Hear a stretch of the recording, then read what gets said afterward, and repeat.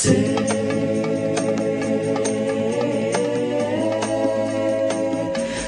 you Allah, thank you Allah.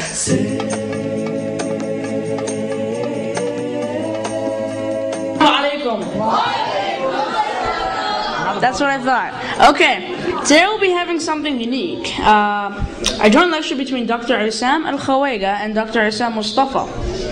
Dr. Esam Alkhawaga was born in Egypt. He came to the United States in 1994.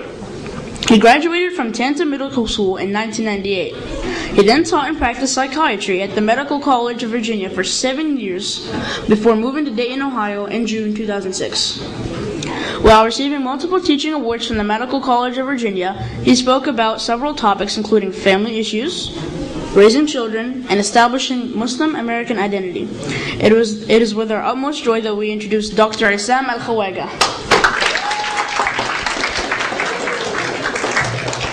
Assalamu alaikum. I'm introducing Dr. Mostafa. Dr. Mostafa is currently a nephrologist in Dayton, and for those of you that didn't come to the physician conference, a nephrologist is someone who specializes in kidneys.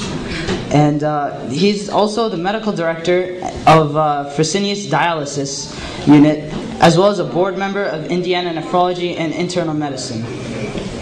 He's the founder and the vice president of the Dayton Mercy Society, and he also founded the Muslim Clinic of Ohio. So brothers and sisters, please give a warm welcome to Dr. Esam Mostafa.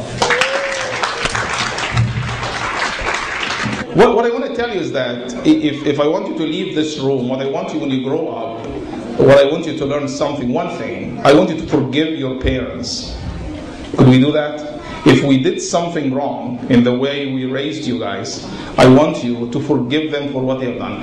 Because if your parents did everything wrong, they have given you two things. You have to be very, very grateful for that. I'll say it again. If your parents were terrible parents, they gave you two things that you should be very grateful that they did that for you. And these things are not easy, by the way. And these things are two valuable things. Number one, they gave you Islam on a silver plate very easily. Number two, they brought you to this country. And if you know how difficult that is for me, for Dr. Esam Mostafa, to come from our countries. The beautiful thing about this country is that people are easygoing here. And actually, I am very proud of my name, Dr. A now, and I have no problem with it. So whatever your name is, and some people tell me Dr. A, many of my, especially people who like me, they tell me Dr. Alkhawaga, they say, if I told them it's actually Alkhawaga, it's going to be a disaster. So they're going to fire me or something. So I go with Alkhawaga. Some of them, they insisted on knowing the origin of that. Okay, so your parents did two things for you, wallahi.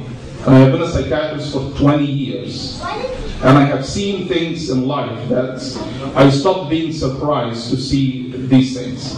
I always ask my patient this question is, what's the worst thing that happened to you in your life?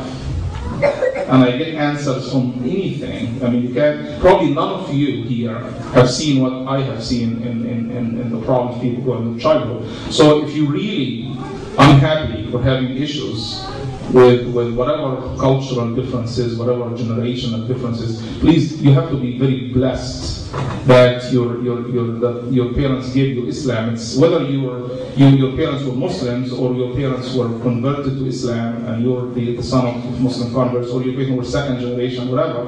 But these blessings that you're a Muslim in this country, you can't imagine how valuable that is. Because I was a Muslim in another country, he was a Muslim in another country, and it's not like being Muslims here, by the way, in this country. And again, if you're not a Muslim and if you're not raised in an Islamic way, many of the pathology I see, many of the problems I see, say, oh my God, isn't Islam have solutions for this? Really, it does. And with whatever dysfunction we have in our community, I can tell you that we're much, much, much better than a lot of the things we see, that I see personally. So you guys will, I'm very impressed by the way, we were very impressed. We came from Dayton, Ohio, we have a small masjid there. You guys did a great job here. And I know Dr. Hani Saad let you guys run this program. And I saw a young girl here, she saw me with this green thing. So the first thing told me, how was your flight? And I saw the professionalism. This is how was your flight? And I'm just like, oh, yeah, I didn't fly or anything. But the response is, how was your flight? Is tell me that you guys are mature, you're professional, and this is a 16 or 17-year-old girl. So the first time, I saw the confidence, I saw the professionalism, I saw the caring attitude, and I said, wow, Masjid Noor have done something to these kids, and you guys deserve a credit for that. I think you deserve a hand.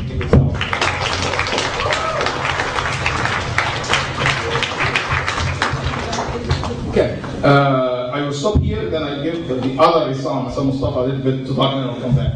So make it less boring for you guys. Well, I'm not sure. He's the real speaker, I'm the fake one. But my name is Esam Mostafa, and they call me in the hospital Esam Mostafa. But I was part of both when they page me. At least it's cooking. I have a Jewish friend that I went to his house and found this yellow sign in the 20s when you are required by the law to carry if you're a Jew. I asked him why you kept it all these years. He said, I remind my grandchildren, if you are not committed to this deen, if you're not committed to this religion, there will be another Holocaust. I don't like the scaring attitude. I don't like to scare people to just to be committed, but are we committed? When you guys coming here for Saturday and Sunday school, but are you going to come when you are 30 years old and you have a life? Are you going to come to this mosque? This is the commitment we're looking for. But the Prophet Muhammad, when he dealt with the Sahaba, he dealt with that level. He dealt with them in that level. He was relying on the 16 and the 12 and the 10 years old. And you know what he said in Sahih al-Bukhari? He said, Nasarani Shabab. That who supported me are the young people. Because the old people have an agenda. They have an agenda. They didn't like what the Prophet came with, because it would compromise their business. He said, Nasarani Shabab. Those are the people we are looking at. The change will come. We are in a turning point. And if you don't understand it, this is the time to understand it. This is the time to understand that Islam in America is in a turning point. Well, I hate lectures. I hate giving lectures and I hate listening to lectures. Because you will never change for lectures. This will never happen. People can get information, they can be motivated for 3 seconds. When you leave here, that's it.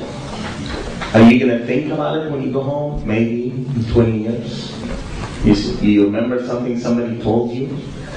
But really what changed people, when you look at the Sahaba model, what changed people is the heart. Islam deals with the heart. If you can change people's heart, this is the big deal. The Prophet said one day after Fajr, look at 1,000 people in Salat al-Fajr, and then ask a question. And you know what he asked?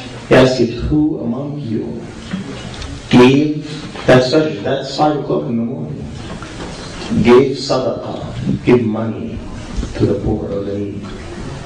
And Sayyidina Abu Bakr raised his hand. That's 5 o'clock in the morning. What does it mean? He's talking about today. And then he said, who among you visited a sick person? And Abu Bakr raised his hand. And then the Prophet Muhammad, he said that Abu Bakr, ma sabaqakum, he was not ahead of you because of what he did, but because of his heart.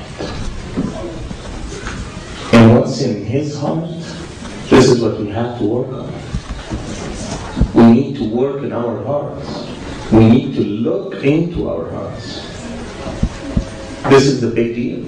If we can change one heart tonight, this is going to be the person who's going to go to